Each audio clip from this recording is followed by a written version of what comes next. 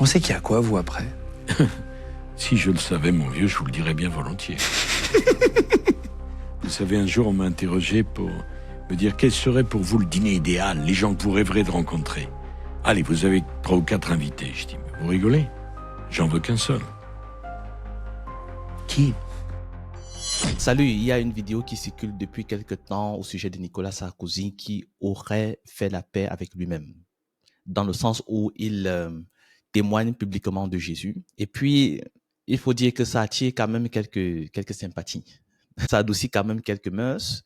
Ça fait monter la cote, si je peux dire ça comme ça en termes politiques. Mais au-delà de la politique, ça rend le personnage un peu plus aimable. Pourquoi est-ce que j'en parle? Parce que nous, les Africains, nous n'oublierons jamais Nicolas Sarkozy. Que nous soyons chrétiens ou kémites, peu importe le bord religieux, parce que Nicolas Sarkozy a fait plusieurs choses en 2011 à l'Afrique que l'Afrique n'oubliera jamais. Nicolas Sarkozy a mis la main sur 2 personnages importants, charismatiques de la libération africaine. Pour parler de Muammar Kadhafi décédé et Laurent Gbagbo, à l'époque, très aimé par le peuple africain au-delà du peuple ivoirien. Je vais vous présenter cette vidéo. Il faut dire que là, je me fais certaines réflexions. Je réfléchis, je dis, ah vraiment Seigneur, qu'est-ce qui se passe? Pourquoi est-ce que ce que je vois me met bien dans cette réflexion? Pourquoi?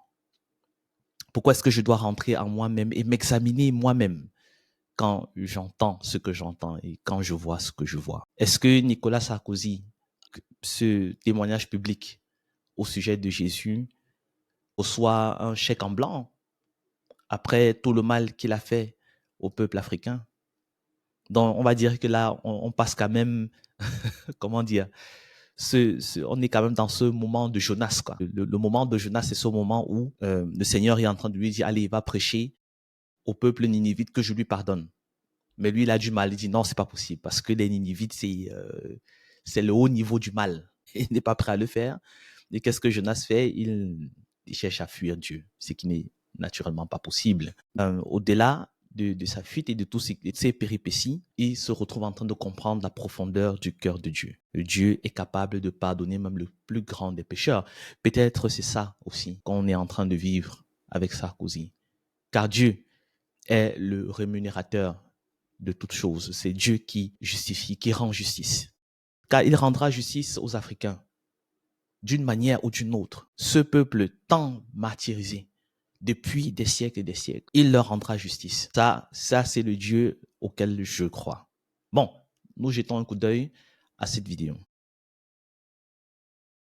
Après? Si je le savais, mon vieux, je vous le dirais bien volontiers. Vous savez, un jour, on m'a interrogé pour me dire quel serait pour vous le dîner idéal, les gens que vous rêverez de rencontrer. Allez, vous avez 3 ou 4 invités. Je dis, mais vous rigolez?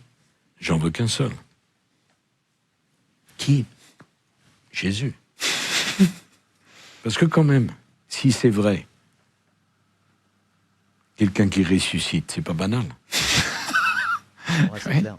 Et si c'est pas vrai, quelqu'un qui a eu 3 années d'existence publique et qui, 21 siècles après, parle encore à 4 milliards d'individus sur Terre, c'est pas banal non plus. Ouais, c'est pas mal. Bon, dans ce sens, il a raison, Monsieur le Président, il a raison. Jésus, c'est du lourd. Je ne comprends pas ceux-là qui ne croient pas en Jésus, qui ne lui accordent pas un certain crédit sur un certain nombre de choses. Vraiment, le président Nicolas Sarkozy, il a raison. Je vais sur la base que cette confession, elle est sincère, que ce n'est pas seulement pour faire du buzz, que Jésus a réellement touché son cœur et qu'au-delà de ça, il entretient une relation vivante avec lui. Et là, ce sera un bon témoignage pour tous les politiques, si je peux extrapoler ça comme ça. Je vais dire, Donald Trump aux États-Unis a reçu à plus de 84%, voire peut-être plus, le vote des évangéliques. C'est-à-dire qu'il a vraiment gagné la sympathie des croyants et c'est comme ça qu'il gagne l'élection. Mais au-delà de ça, c'est toujours un message fort lorsque des personnalités publiques témoignent le roi des rois. Parce que cela peut galvaniser, amener d'autres personnes, enfin ceux-là qui le suivent, et même les gens d'autres bords politiques, à se poser les bonnes questions. Est-ce que j'ai vraiment besoin de ce Jésus? Si c'est lui, Trump, qui confesse Jésus, si c'est lui, Sarkozy, qui confesse Jésus, ça veut dire que quelque part, il y a un peu de vérité dans ce que la Bible dit, il y a un peu de vérité dans ce que les chrétiens disent. Si eux, ces personnes qui ont eu autant de responsabilités dans leur vie, confessent Jésus, qui suis-je pour ne pas le confesser? Et espérons que Sarkozy est sur le bon chemin. Nous restons confiants que le Seigneur, Dieu, le justicier, celui-là qui est le vengeur en personne, lui, il rendra justice aux Africains. Africains, réveillons-nous, ouvrons notre cœur à ce Jésus-là parce que Jésus est pour vous. Jésus est pour les Africains.